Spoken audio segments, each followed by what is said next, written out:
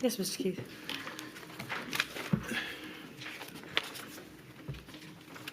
Before lunch, Mr. Reynolds, you were giving evidence about the nature of the intensely difficult decisions that were before the Prime Minister.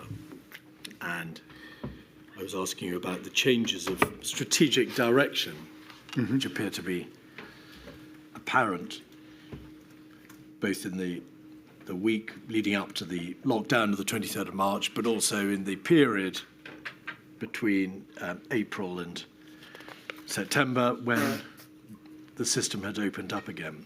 And I just want you, please, to look at a number of observations made by Mr. Cummings and Mr. Case and Sir Patrick Vallance about the changes in strategic direction, and ask you whether you broadly agree with what they say. You'll appreciate that with the WhatsApps, as you rightly pointed out this morning, it's difficult sometimes to see whether or not there is a degree of hyperbole or exaggeration. So, starting with Mr. Cummings, 48313, and a letter from him to this inquiry at page 52.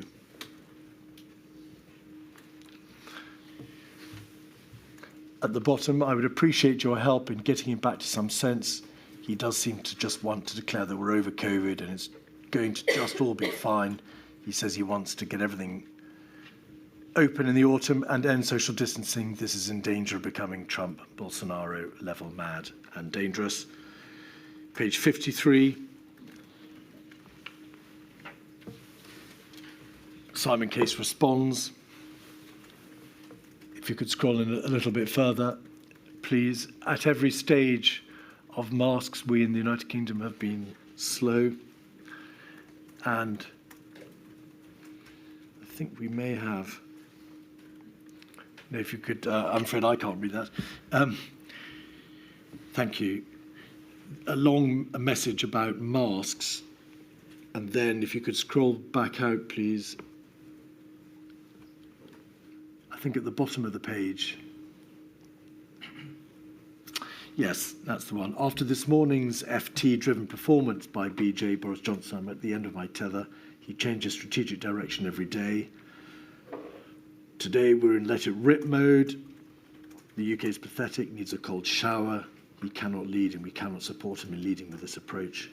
The team captain cannot change the call on the big plays every day. The team can't deliver anything under these circumstances. A weak team definitely cannot succeed in these circumstances. It has to stop. Decide and set direction, deliver, explain. Government isn't actually that hard, but this guy is really making it impossible. And then the response from Mr. Cummings. I'm getting despairing messages from people in meetings. He's carrying around on WhatsApp as usual, creating chaos and undermining everybody. These are WhatsApps, of course, between two of his most senior advisors, well, his cabinet secretary and his chief advisor. Do you agree with those sentiments? Was that what was happening at this time?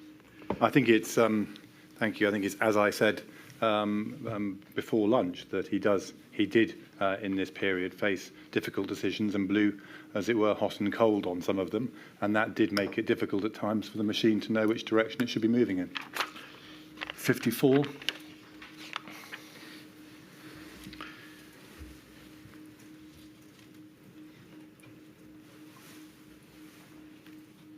This is embarrassing. That's Lee Cain. And this is a WhatsApp group between Simon Case, Lee Cain and Dominic Cummings. By the weekend, says Dominic Cummings, he'll be saying 6 is untenable, a total disaster. We've got to get everybody back to work. Yes, full trolley mode. And then it didn't take till the weekend. Simon Case, spectacular today, and he's obviously mimicking Mr. Johnson. We want to open up the economy ASAP, forget the bloody virus. Page 56.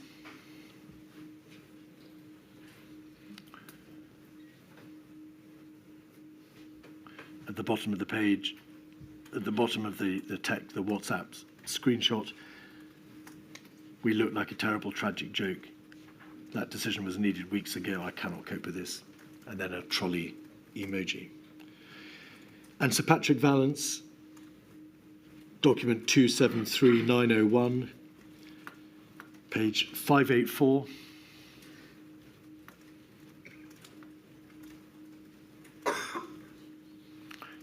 PM Simon Case taking one day at a time. PM is simply not consistent as he wasn't at the beginning. 121.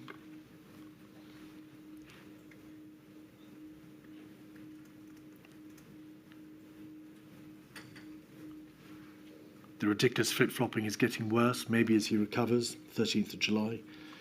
28th of July, page 101.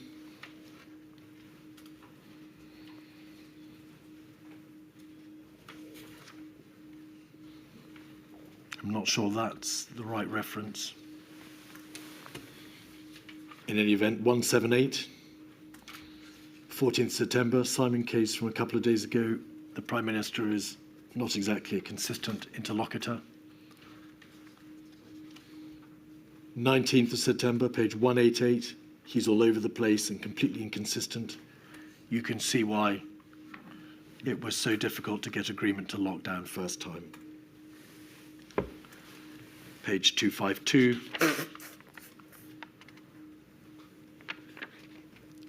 We have a weak and indecisive Prime Minister. In the face of a viral pandemic, if those views are right, that was a deeply unfortunate position to be in, was it not? Yes.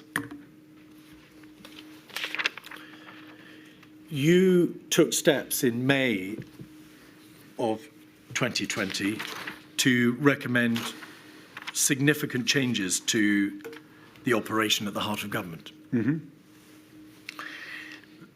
Lord Sedwill, Mark Sedwill, the Cabinet Secretary, had sent a note to the Prime Minister dated the 10th of May called COVID-19 Campaign Next Phase 1367756, in which he points out there in paragraph 1, we should reflect now on how well the state coped with the initial phases as we prepare for the next. Page 2, paragraphs 3 to 6, he sets out the problems with the government in relation to health and care. Essentially, Public Health England, the DHSE, the fragmented social care system not being able to bear the weight. Page 4,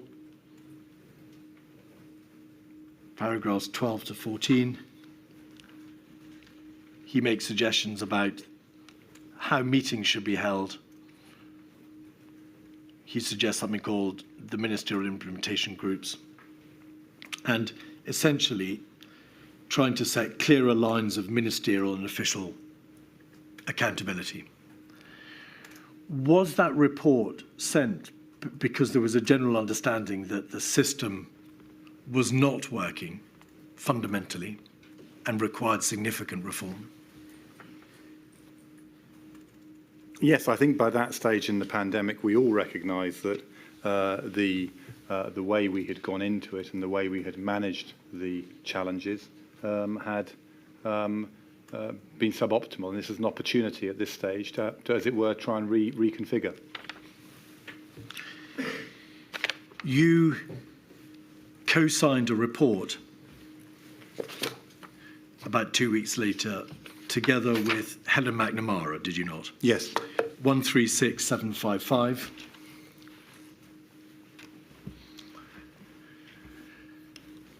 This report has already been seen in evidence, but your signature or your name appears at the end of it, together with Helen McNamara.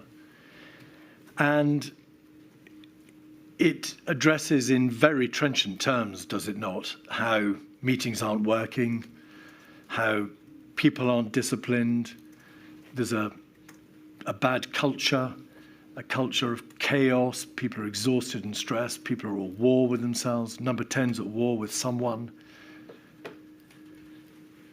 And if we could go over the page. Could you remind me of the date of this? Yes. We think, milady, that this first draft was before the 17th of May, because that's when the final draft was prepared.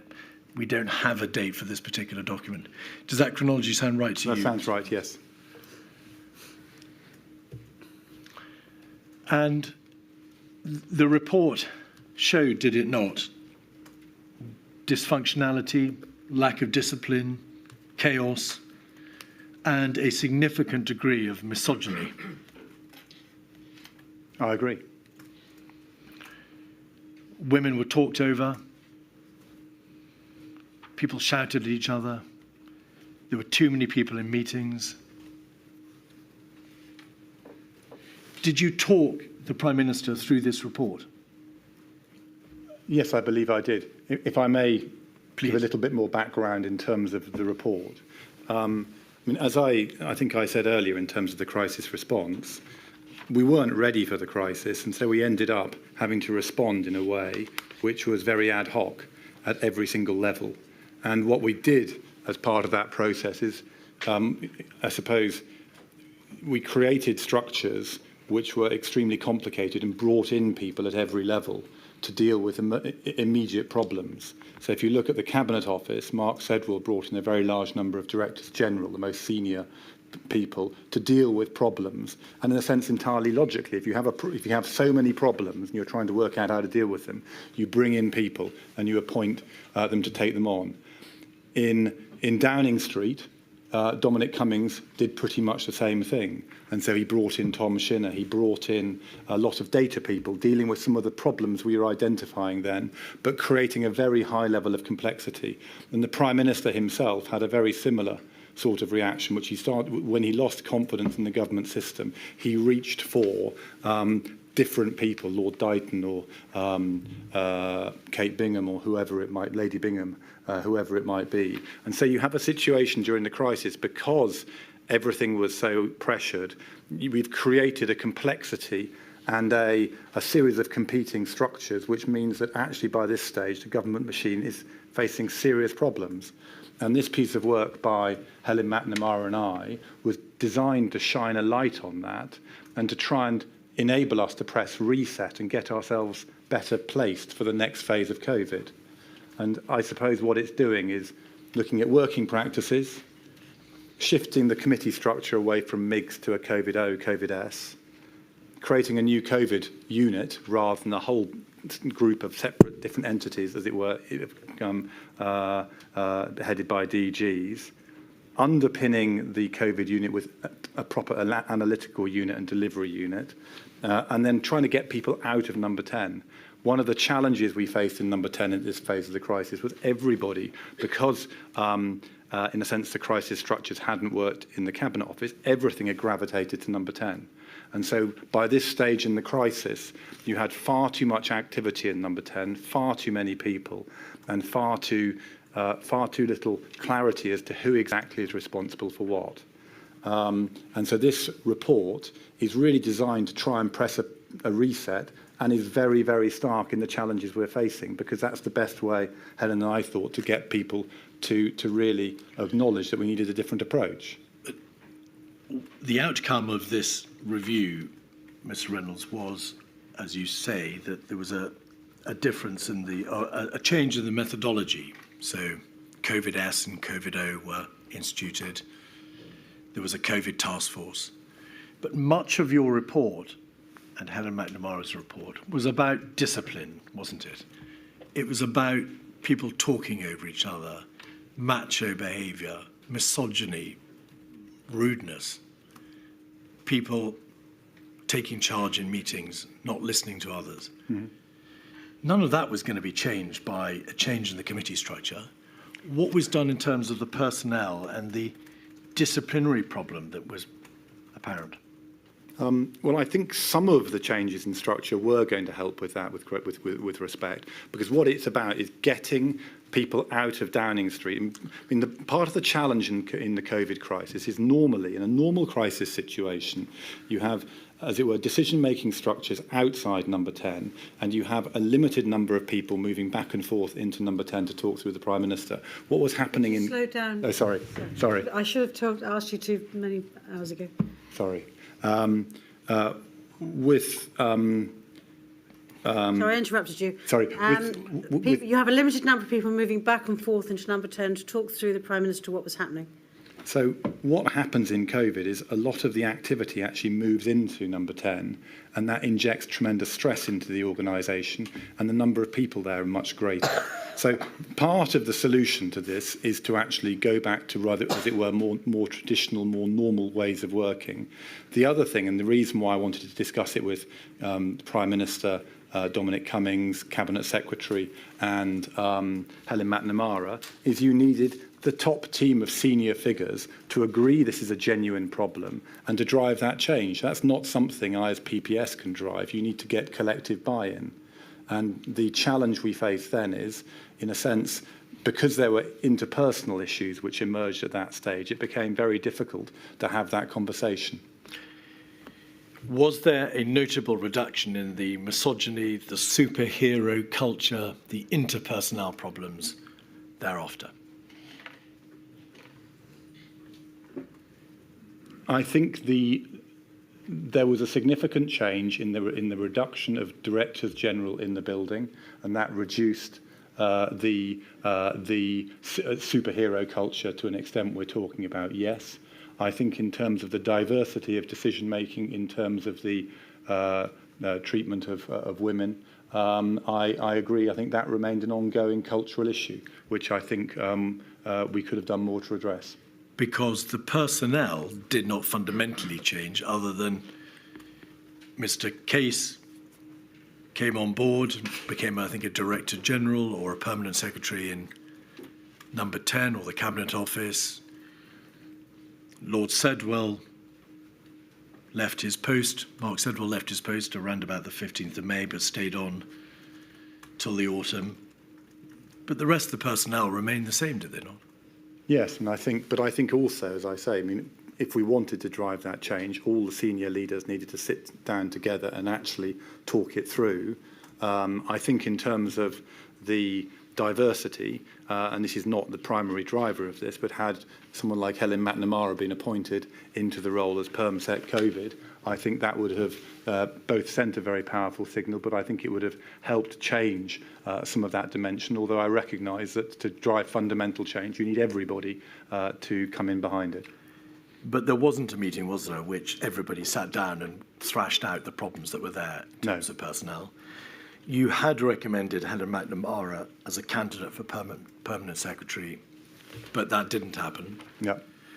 And Lord Sedwill, Mark Sedwill, had a meeting with the Prime Minister, as a result of which you became aware from a subsequent debriefing that essentially the Prime Minister had lost confidence in him. Is that correct? Correct. Could we have 265620, page 2? These are WhatsApp messages between you and Mark Sedwill, dated the 15th of May.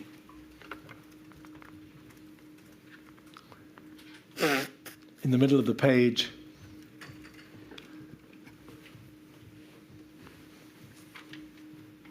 I'm sorry, I've lost my bearings. If you could scroll back out, about a third of the way down the page.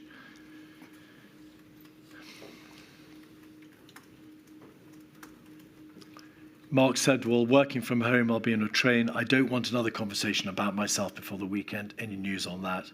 You. This is what I suspect he wants to discuss, so shall I say you're willing to discuss on Monday? Him, I presume from this that sense is not prevailing. Mark said, well, if he's going to try to scapegoat me, he can do so face to face. What was the sense that Mark Sedwill said was not prevailing?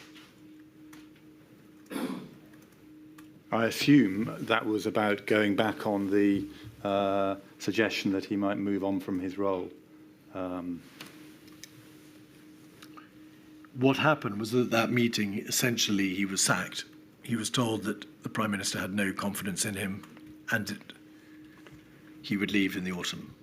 I don't think it was that clear. I think I think you'd have to speak to the Prime Minister and Mark Sedwill as to exactly what was discussed in that meeting, and that's why in my witness statement I talk about losing confidence. But I think the detail and the precise meanings were unclear, and that's why I had a meeting with the Prime Minister to try and dissuade him of this course, but also to try and understand exactly what the plan was. Were you able to understand what the plan was meant to be and what it was the Prime Minister had meant to have in his mind? Well, I think the outcome, at least, again, of my meeting with the Prime Minister on, I think it was the Thursday or the Friday of that week, was that Simon Case was to come in as the Permanent Secretary for COVID, that Mark Sedwill would move on at some point in the autumn, and that there would also be a new NSA appointed, so you would there's a double-hatted role under Mark Sedwill, so you would create a new NSA role over that period too. Just pause there. NSA, do you mean National Security? National Security Advisor, Right. Sorry. And why does Mark Sedwill say in the WhatsApp to you, if he's going to try to scapegoat me, he can do so face to face? What do you understand that reference to scapegoat to mean? Well, I believe that he was concerned that he was being blamed for the shortcomings of the first phase of COVID, and felt as a result that would be, as it were, scapegoating. All right. Now, Barnard Castle, please, and events in Downing Street. Could we have, please, 265620 on the screen, page 4? These are WhatsApps between you and Mark Sedwill on the 24th of May, 2020.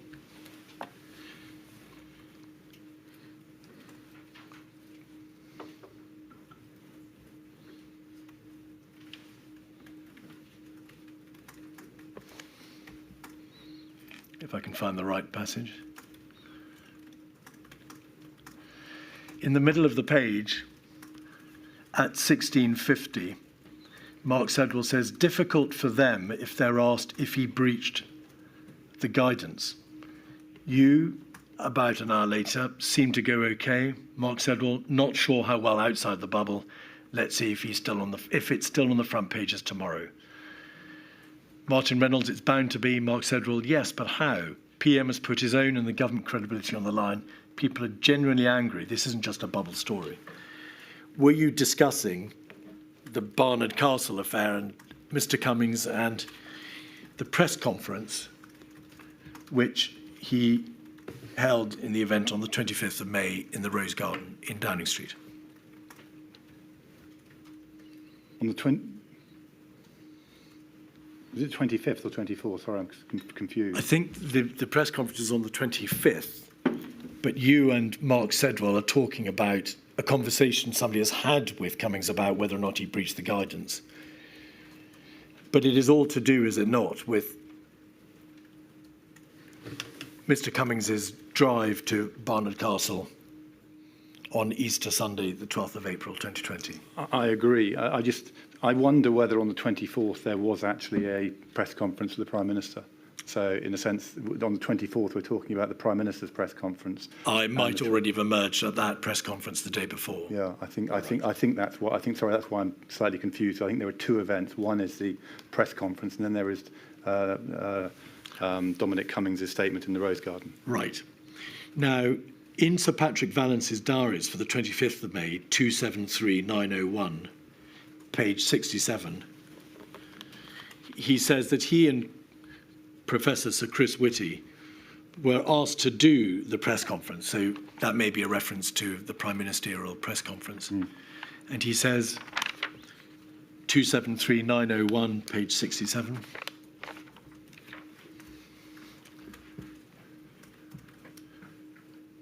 CW, Chris Whitty and I, very reluctant to do the press conference. It's highly political and will be focused on Dominic Cummings. PM seems very bullish and wants to have everything released sooner and more extremely than we would. Wants to divert from the Dominic Cummings fiasco. Court have gone to Durham, clearly against the rules. All very worrying. Cabinet all upbeat and breezy confidence incredibly alarming.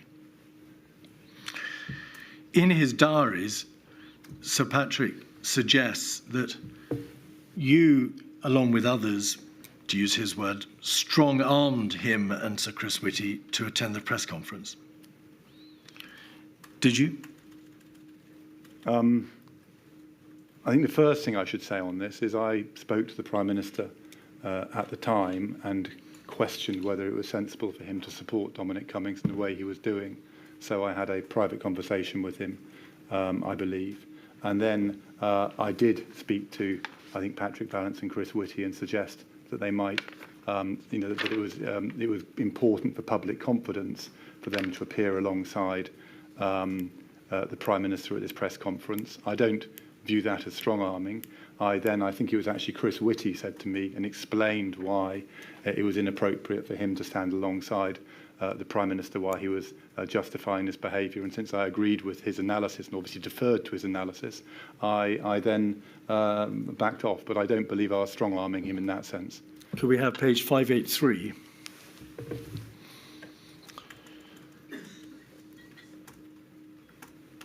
The apparatchiks tried to strong-arm us. Lee Cain, James Bowler, perhaps. James Slack, I would guess. James Slack, I would guess. James Slack, and even Martin, his PPS. Fine, but I mean, I think that's still in terms of my perception of what I was doing, is I was suggesting to him, I'm not sure I would describe that as strong-arming, and certainly my impression, I have to say, is that both Patrick Vallance and Chris Whitty are more than capable of telling me when they disagree with what I'm suggesting.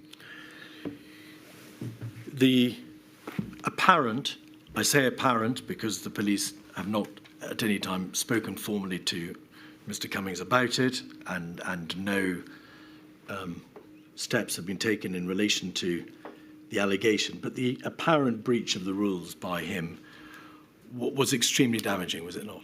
Yes.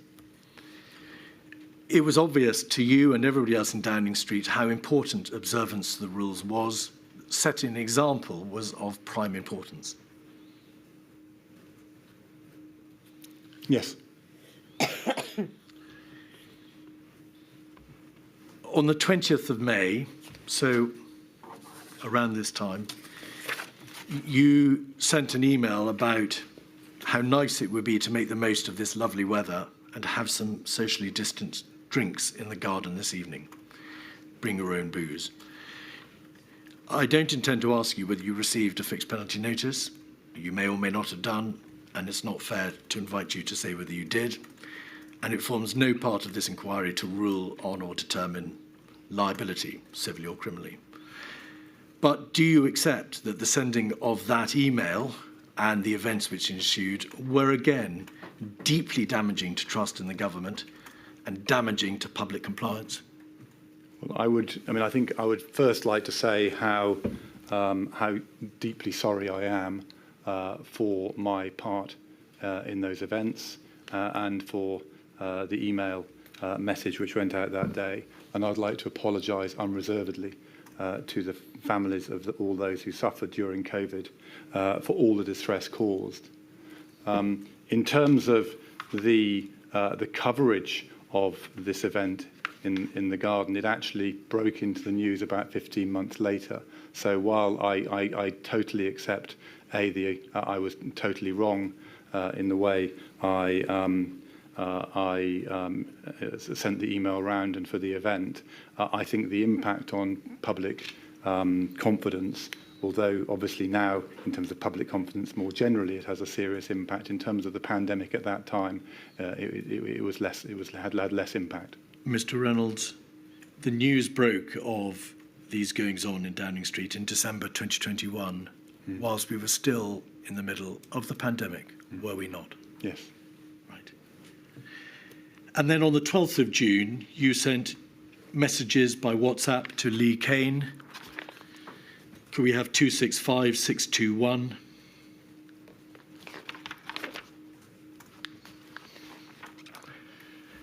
In the middle of the page, Lee Cain, I'm not sure it works at all, to be honest, which would be a shame. I don't see how we can have some kind of party, though. Martin Reynolds, so you're saying nothing for her. I think it's your decision, my friend. not mine. But it obviously comes with rather substantial comms risks. And then later, at the end of June, there are further WhatsApps in relation to another event in the garden. So the first matter, the first issue, which I've put to you, which is the bring your own booze event in the garden, was not a solitary event, was it? No. No. And I apologise unreservedly again for these events. And you realise, of course, that for the public whose loved ones were dying in their droves, this caused incredible offence and added to their immeasurable pain. Yes. And as I say, I'm deeply sorry for that. I have no further questions. I don't think there are any Rule 10 questions. My lady, and maybe there is one area that I have failed to explore in relation to which we've indicated that CTI would ask a question. Did Mr. Reynolds, the Prime Minister, make disparaging remarks about the existence or severity of long COVID, to your understanding, to your knowledge? I'm afraid I can't remember or recall. Those are all the questions then. Thank you very much, Mr. Reynolds. Sorry, forgive me. Thank you. Thank you.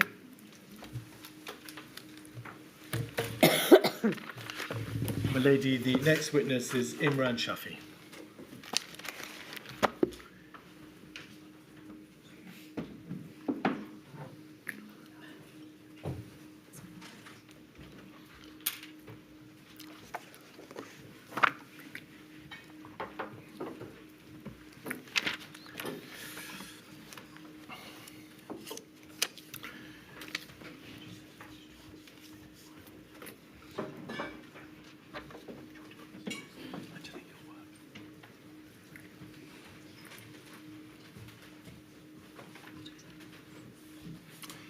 Yes, please.